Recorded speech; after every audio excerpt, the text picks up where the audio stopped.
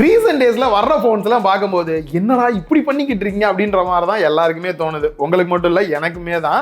But அதை கொஞ்சம் இல்லைப்பா, நாங்கள் கொஞ்சம் பெட்டராகவே கொடுக்குறோன்ற மாதிரி மோட்டோவில் வந்து பார்த்தீங்க அப்படின்னா Edge 70 Max அப்படின்ற இந்த ஒரு ஃபோனை லான்ச் பண்ணியிருக்காங்க.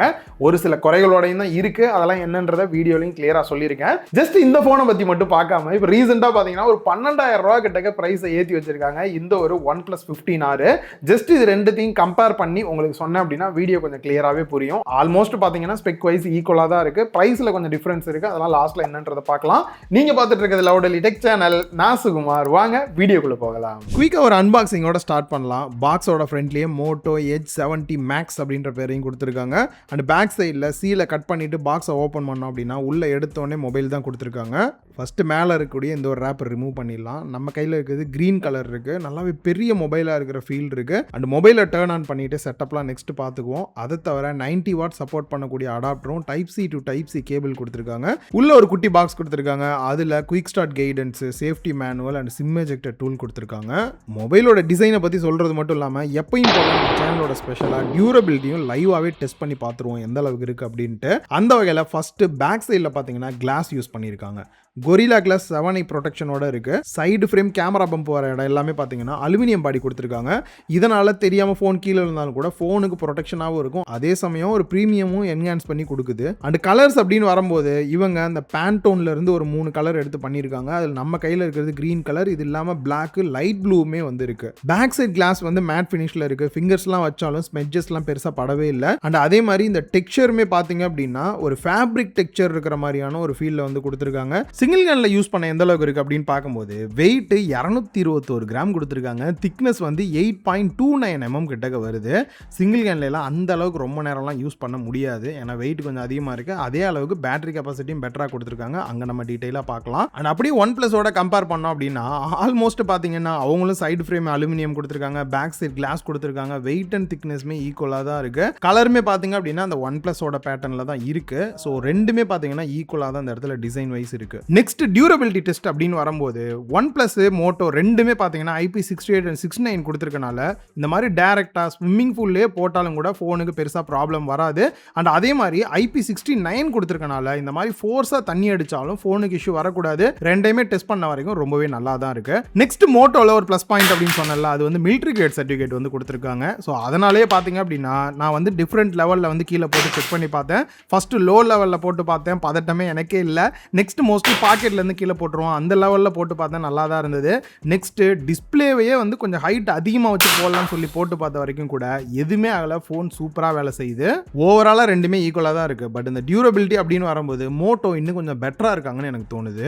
நெக்ஸ்ட் இந்த பக்கம் மோட்டோட டிஸ்பிளே ஸ்டார்டிங்லேயே சொல்கிறேன், செம சூப்பரான டிஸ்பிளே வந்து யூஸ் பண்ணியிருக்காங்க. பெசல்ஸுமே பார்த்தீங்க அப்படின்னா ஓவராலாக மினிமம் பெசல்ஸாக இருக்குது. அதனால் ஃபுல்லாக டிஸ்பிளேவாக இருக்கிற ஃபீல் தான் எனக்கு வந்து கிடச்சிருந்தது. நார்மலாக ப்ரைஸ் எல்லாம் ஏறுதுன்னு சொல்லி இந்த டிஸ்பிளேயோட ரெசல்யூஷனே நிறைய இடத்துல கம்மி பண்ணுறாங்க. பட் இவங்க வந்து பார்த்தீங்கன்னா 6.8 இன்ச் குவாட் HD டிஸ்பிளே வந்து கொடுத்துருக்காங்க. AMOLED டிஸ்பிளே, அதுவும் 10 பிட் கொடுத்துருக்கிறது நல்ல ஒரு விஷயம் தான். ரிஃப்ரெஷ் ரேட்டுமே பார்த்தாலும் 144 Hz மேக்ஸிமம் கொடுத்துருக்காங்க. அண்ட் இதில் LPTO டெக்னாலஜி வந்து யூஸ் பண்ணியிருக்காங்க. இதனால 1 Hz, 60 Hz, 90 Hz, 120 Hz வரைக்குமே ஆட்டோ வச்சிங்கன்னா சேஞ்ச் ஆகிக்குது. அப்புறம் இந்த 144 Hz எப்போ ரீச் ஆகும்னு கேட்டிங்கன்னா ஒரு சில கேமுக்கு தான் இது ரீச் ஆகிற மாதிரி இருக்கும். பட் இப்போதைக்கு பார்த்தீங்கன்னா நான் செக் பண்ண வரைக்கும் பெருசாக எந்த கேம்லையுமே சப்போர்ட் இல்லை. மேபி ஃபியூச்சரில் அப்டேட்ஸில் வந்து கொடுக்கலாம். அண்ட் HDR 10+ சப்போர்ட் வந்து கொடுத்துருக்காங்க. ஃப்ரண்ட்லியுமே பார்த்தீங்கன்னா Gorilla Glass 7i ப்ரொடெக்ஷனோட வருது. பீக் பிரைட்னஸை பொறுத்த வரைக்கும் 7000 nits கொடுத்துருக்காங்க. இண்டோர் அவுட்டோர் டைரக்ட் சன்லைட்டில் கூட நான் மொபைலை போய் யூஸ் பண்ணி பார்த்தேன். பிரைட்னஸ் லெவல் சூப்பராக இருக்கு. அப்படியே நான் OnePlusஓட கம்பேர் பண்ணேன்னா அந்த சைட் பை சைட் டேபிள்லேயே நீங்கள் பார்த்தீங்கன்னா டிஸ்பிளே பார்த்தீங்கன்னா 1.5K டிஸ்பிளே தான் அதில் யூஸ் பண்ணியிருக்காங்க. 165 Hz ரிஃப்ரெஷ் ரேட் கொடுத்துருக்காங்க. OnePlusக்கு ஒரு ப்ளஸ் பாயிண்ட் தான். ஆனால் 1 Hz வரைக்கும் டவுன் வராது. 60, 90, 120 Hz வரைக்குமே மேக்ஸிமம் போகும். 144 Hz, 165 Hz எல்லாம் பார்த்தீங்க அப்படின்னா நார்மலாக கேம் பிளே பண்ணும்போது நமக்கு வந்து கிடைக்குது. அண்ட் இதுலயுமே HDR 10 சப்போர்ட் கொடுத்துருக்காங்க. Gorilla Glass 7i ப்ரொடெக்ஷன் கொடுத்துருக்காங்க. பிரைட்னஸை பொறுத்த வரைக்கும் HBM வந்துட்டு 1800 nits வரைக்கும் இருக்கு. இதுவுமே பார்த்தீங்கன்னா இண்டோர் அவுட்டோர் டைரக்ட் சன்லைட்ல கூட பார்த்தீங்கன்னா பிரைட்னஸோட லெவல் பெட்டராகவே இருந்தது. ரெண்டுத்தோட டிஸ்பிளேயுமே ஆல்மோஸ்ட் ஈக்குவலாக தான் இருக்கு. பட் மோட்டோவில் அந்த குவாட் HD கொடுத்தது, LTPO கொடுத்தது இன்னும் கொஞ்சம் பெட்டராகவே எனக்கு தோணுது. ரீசெண்ட் டேஸாக வந்த ஃபோன்ஸ்ல எல்லாம் பார்த்தீங்கன்னா ப்ரைஸ் எங்கேயோ இருக்கு. ப்ராசஸர் 15,000, 20,000 இருக்கக்கூடிய ப்ராசஸரை போட்டுக்கிட்டு இருந்தாங்க. ஸோ மோட்டோ என்னடா பண்ண போறீங்கன்னு பார்க்கும்போது மோட்டோவில் மட்டும் இல்லை, ஆல்ரெடி லான்ச் பண்ண OnePlusலையுமே பார்த்தீங்க அப்படின்னா Snapdragon 8 Gen 5 ப்ராசர் யூஸ் பண்ணியிருக்காங்க. இந்த ப்ராசரை வச்சு தாராளமாக கேம் ப்ளே பண்ணலாம், எப்படி இருக்குன்றதையும் பார்க்கலாம். அண்ட் வேப்பர் சேம்பர் கூலிங் சிஸ்டமும் கொடுத்துருக்காங்க. அன்டுடு ஸ்கோர் பார்த்தீங்க அப்படின்னா நான் செக் பண்ண வரைக்கும் 3 மில்லியன் வரைக்குமே கிடைச்சிருந்தது. கீக் பெஞ்ச் வந்துட்டு சிங்கிள் கோர் வந்துட்டு 2728 மல்டி கோர் வந்துட்டு 8873 வரைக்கும் போச்சு. CPU த்ராட்லிங் வந்து 65%, வைல்ட் லைஃப் எக்ஸ்ட்ரீம் ஸ்ட்ரெஸ் டெஸ்ட்டை பொறுத்த வரைக்கும் 88.6% வரைக்குமே கிடைச்சிருந்தது. நான் லைவாக டெஸ்ட் பண்ணி பார்த்த டிவைஸ் பார்த்தீங்கன்னா 8GB RAM 256GB ஸ்டோரேஜ் இருக்கக்கூடிய டிவைஸ் தான். இந்த மொபைலை நார்மல் யூஸ் பண்ணும்போதும் சரி, கேமராலாம் யூஸ் பண்ணும்போது எங்கேயுமே ஹீட்டிங் இஷ்யூ இந்த மாதிரி நான் எதுவுமே பார்க்கல. அதே சமயம் கேமிங் அப்படின்னு வரும்போது கூட நான் கேம் பிளே கண்டினியூவாக வந்து அப்பப்போ ப்ளே பண்ணி பார்த்துட்டு தான் இருந்தேன். அந்த வகையில் நீங்கள் பிஜிஎம்ஐலாம் ப்ளே பண்ணுறீங்க அப்படின்னா 90 FPS கிடைக்குது 120 Hz ரிஃப்ரெஷ் ரேட்டில். அண்ட் அதே சமயம் கால் ஆஃப் டியூட்டிலாம் ப்ளே பண்ணுறோம் அப்படின்னும் போது 120 FPS 120 Hzல கிடைக்கும் போது கேம் ப்ளே பண்ணுறதுக்கு அவ்வளோ ஸ்மூத்தாக இருக்குது. அதே சமயம் எங்கேயும் ஹீட்டிங் இஷ்யூ இருக்கிற மாதிரியும் இல்லை. இந்த வேப்பர் சேம்பர் கூலிங் சிஸ்டம் கொடுத்துருக்கெல்லாம் பெட்டராகவே இருக்குது. ஓவராலாக நான் நார்மலாக ஃபோனை யூஸ் பண்ணுறது மட்டும் இல்லாமல் கேமிங்க்கும் கொஞ்சம் யூஸ் பண்ணுவோம் ப்ரோ அப்படின்னு நினைக்கிறவங்களுக்குமே சூட்டபிளாக இருக்கும் இந்த மொபைல். அண்ட் அதே சமயம் OnePlusஓட கம்பேர் பண்ணோம்னா சேம் அதே சிப்பு தான் இதுலையுமே யூஸ் பண்ணியிருக்காங்க. பட் OnePlusல இந்த டச் ரெஸ்பான்ஸுக்குன்னு ஒரு சிப்பு செப்பரேட்டாகவும் G2 வைஃபை சிப் வந்து கொடுத்துருக்காங்க. இதுலையுமே வேப்பர் சேம்பர் கூலிங் சிஸ்டம் வருது. அன்டுடு ஸ்கோரை பொறுத்த வரைக்கும் 2.8 மில்லியனுக்கு மேலேயே வந்து கிடைச்சிருந்தது. இதை தவிர கேம் பிளேன்னு பார்த்தாலுமே 165 FPS வரைக்குமே பிஜிஎம்ஐயும் கால் ஆஃப் டியூட்டி வந்து 144 Hz வரைக்குமே வந்திருந்தது. இதுவுமே பார்த்தீங்கன்னா கேம் பிளே பண்ணுறதுக்குமே செம ஸ்மூத்தாக இருக்கிற மாதிரி இருந்தது. இந்த இடத்துல பர்ஃபார்மன்ஸ் வைஸ் பார்க்கும்போது ரெண்டுமே ஈக்குவலாக தான் இருக்குது, பெரிய டிஃபரன்ஸ்லாம் இல்லை. மற்ற விஷயத்தை கம்பேர் பண்ணி பார்த்துட்டு நீங்கள் டிசைட் பண்ணிங்க எது வாங்கணுன்ட்டு. Next battery capacity 7100 mAh 90 watts fast charging சப்போர்ட்டும் ஒயர்லெஸ் சார்ஜிங் வந்து 25 வாட்ஸ் வந்து கொடுத்துருக்காங்க. இந்த ஒயர்லெஸ் சார்ஜிங்கில் ஸ்பெஷல் என்ன அப்படின்னு பார்த்தீங்கன்னா மேக்னெட்டிக் ஒயர்லெஸ் சார்ஜிங் வந்து கொடுத்துருக்காங்க. நார்மலாக ஐஃபோன்ல எல்லாம் இருக்கும்ல அந்த மாதிரியான டைப்பில். இதனால இந்த மாதிரி செப்பரேட்டாக ஒயர்லெஸ் சார்ஜிங் பேட் மாதிரி வாங்கிக்கிட்டீங்க அப்படின்னா ஃபோனுக்கு பின்னாடி இப்படி அட்டாச் பண்ணிக்கிட்டு 25 வாட்ஸ் ஃபாஸ்ட் சார்ஜிங் சப்போர்ட் கிடைக்கும். அப்படியே ஃபோனை வந்து நார்மலாக யூஸ் பண்ணுற மாதிரியே நீங்கள் வந்து யூஸ் பண்ணிக்க முடியும். அந்த லைவாகவே சார்ஜிங் டெஸ்ட்டுமே எடுத்திருக்கேன். 90 வாட்ஸ் அடாப்டர் வந்து கொடுத்துருக்காங்க. 1 to 10% சார்ஜ் ஆகிறதுக்கு 5 நிமிஷமோ, 25% சார்ஜ் ஆக 16 நிமிஷமோ, 51% சார்ஜ் ஆக 34 நிமிஷமோ, 100% சார்ஜ் ஆகிறதுக்கு 72 நிமிஷம் கிட்ட டைம் எடுத்துக்கிச்சு. 7100 mAh இந்த அளவுக்கு ஃபாஸ்ட் சார்ஜிங் ஆகுது அப்படின்றதுமே நல்ல விஷயம் தான். அப்படியே OnePlus சைடு வந்தோம் அப்படின்னா கொஞ்சம் பேட்டரி கெப்பாசிட்டி அதிகமாக கொடுத்துருக்காங்க. 7400 mAh 80 வாட்ஸ் ஃபாஸ்ட் சார்ஜிங் சப்போர்ட்டோட கொடுத்துருக்காங்க. இதையுமே யூஸ் பண்ணி டெஸ்ட் பண்ணி பார்த்தோம். 1 to 10% சார்ஜ் ஆகிறதுக்கு 5 மினிட்ஸும், 50% சார்ஜ் ஆக 29 மினிட்ஸும், 100% சார்ஜ் ஆகிறதுக்கு 76 மினிட்ஸ் கிட்ட டைம் எடுத்துக்கிச்சு. இந்த அளவுக்கு பேட்டரி கெப்பாசிட்டிக்கு இந்த விஷயம் வந்து ஓகே தான். பேட்டரி எந்த அளவுக்கு குறையுது அப்படின்றதையுமே நம்ம லைவா டெஸ்ட் பண்றோம். ஒரு ஃபோனுக்கு இல்ல 2 ஃபோனுக்குமே டெஸ்ட் பண்ணியிருக்கோம். அந்த வகையில் 100% பேட்டரி வச்சுட்டு ஃபுல் பிரைட்னஸ் வச்சுட்டு ஃபுல் வால்யூம் வச்சுட்டு 4K வீடியோவை ப்ளே பண்ணி பார்த்தோம். 100 to 0% வர்றதுக்கு மோட்டோ பார்த்தீங்கன்னா 12 மணி நேரம் 27 நிமிஷம் கிட்ட டைம் எடுத்துக்கிச்சு. இதுவே நீங்க நார்மல் யூஸ் தான் பண்றீங்க அப்படின்னா 1.5 நாளைக்கு மேலே பேட்டரி லைஃப் கிடைக்கும். கொஞ்சம் ஹெவியா யூஸ் பண்ணா 2 நாள் கூட கிடைக்கும். நல்லாவே மோட்டோ சைடு ஆப்டிமைஸ் பண்ணியிருக்காங்க. OnePlusக்குமே பேட்டரி ட்ரெயின் டெஸ்ட் எடுத்து பார்த்தோம். அதே கண்டிஷன்லேயே வந்துட்டு மோட்டோ நான் ஏற்கனவே சொன்ன மாதிரி 12 ஹவர்ஸ் கிட்ட வந்திருந்தது இல்லை. பட் இங்கே OnePlus பார்த்தீங்க அப்படின்னா 8 hours 30 minutes கிட்ட தான் வந்திருந்தது. ஸோ இது பயங்கரமாக வந்து பேட்டரி கெப்பாசிட்டி அதிகமாக இருக்கும்போது சூப்பராக வரும்னு எதிர்பார்ப்போம். பட் கம்மியாக தான் வந்திருக்கு. பட் இதே ரியல் லைஃப்பில் பார்த்தோம் அப்படின்னா 1.5 நாளைக்கு மேலே உங்களுக்கு தாராளமாக கிடைக்கும் நார்மல் யூஸ் பண்ணுறீங்க அப்படின்னும் போது. ஓவரால் பேட்டரி சைட் பார்த்தீங்கன்னா அந்த ஒயர்லெஸ் சார்ஜிங் கொடுத்தது டெஸ்டிங்லாம் வச்சு பார்க்கும்போது மோட்டோ அந்த இடத்துல வின் பண்ணுது. நெக்ஸ்ட் ஓஎஸ்க்கு வந்தோம் அப்படின்னா இவங்களோட ஹலோ யூ ஆண்ட்ராய்டு 16 பேஸ் பண்ணி ரன் ஆகிட்டு இருக்கு. அப்டேட்டை பொறுத்த வரைக்கும் 3 வருஷம் ஆண்ட்ராய்டு அப்டேட்டும் 5 வருஷம் செக்யூரிட்டி பேஜ் அப்டேட்டும் கொடுத்துருக்காங்க.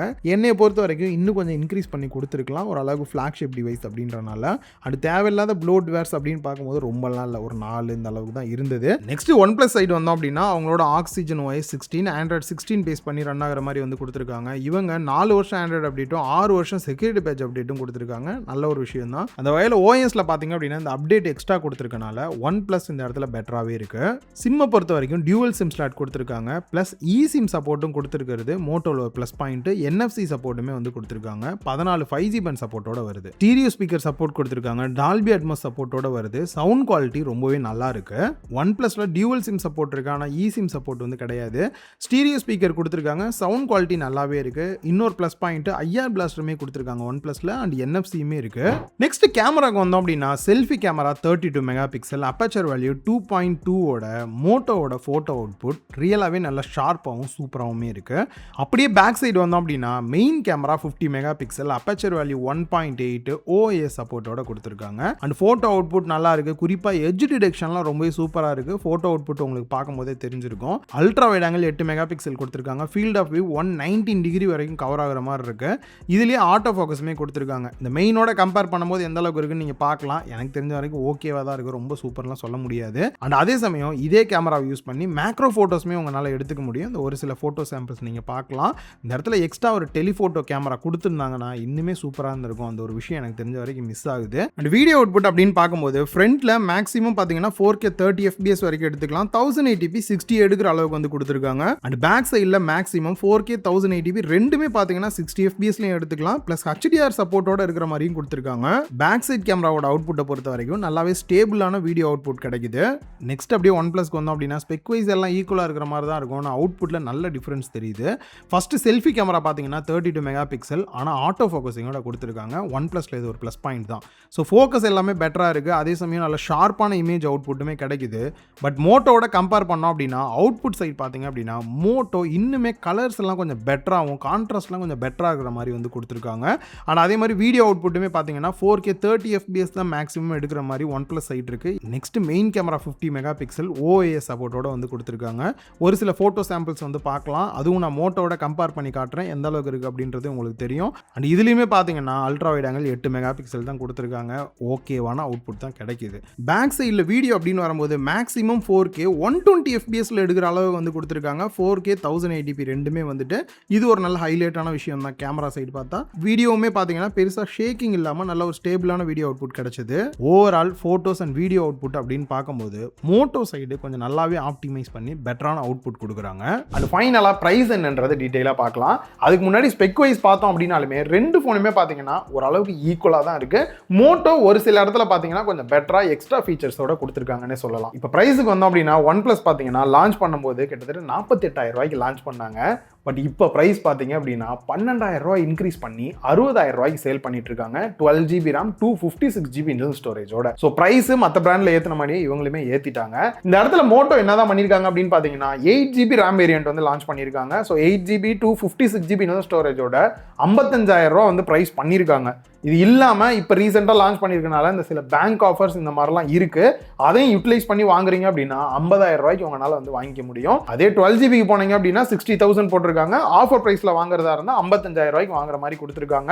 ஸோ ஓவரால் இந்த மோட்டோவில் ஆஃபர்லாம் வச்சு வாங்குறீங்க அப்படின்னும் போது கொஞ்சம் பெட்டரான ப்ரைஸ்லேயே இப்போ இந்த ப்ரைஸ் ஏறிட்டு இருக்க டைமில் வாங்குறதுக்கு சூட்டபிளாக இருக்கும் உங்களுக்கு.